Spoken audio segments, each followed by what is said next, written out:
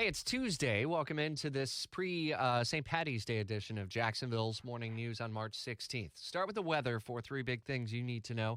We're headed toward another very warm day. In fact, warmer than we had over the weekend and even Monday.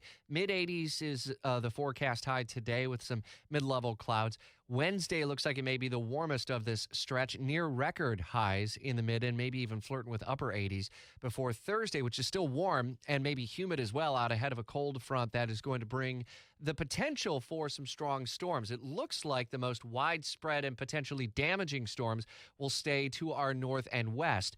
Areas around Memphis, Tennessee, and through parts of the metro Atlanta, Georgia area. But we can't completely take off the table the possibility of seeing an isolated strong storm or two here. So monitor the weather closely. We'll continue to bring you updates every 6 minutes throughout the day, today, and again Wednesday and Thursday out ahead of that storm system.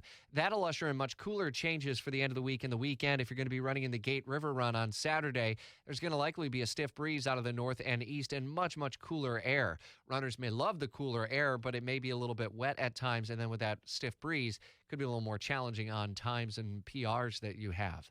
Other than that, the other big stories that we're following for you locally, UFC announcing that it's coming back to Jacksonville, and on April 24th, will host a major championship event at the arena where they say they're going to be at full capacity. Some 15,000 fans would be full capacity.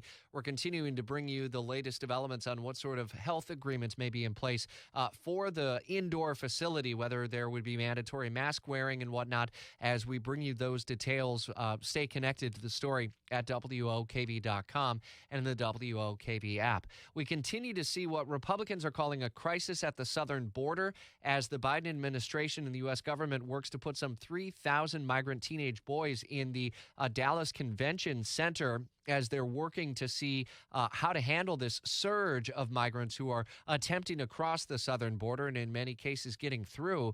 As that storyline develops, we will continue to bring you the very latest developments. Here are news updates, and then you certainly will have a lot of opportunity to talk about it. 9 until 10 on the Brian Kilmeade Show, and then 10 till noon on the Mark Kaye Show. If you missed hearing the announcement yesterday, Mark Kaye is moving to noon to 3 beginning next Monday, and that opens up the slot 9 till noon on WOKV. And so Brian Kilmeade will be live and local for you 3 hours every weekday beginning Monday next week on 104.5 FM. And wherever you listen live, tell Alexa, ask Alexa and Google Home to play WOKV radio, and you can listen to the very best news and talk in Jacksonville.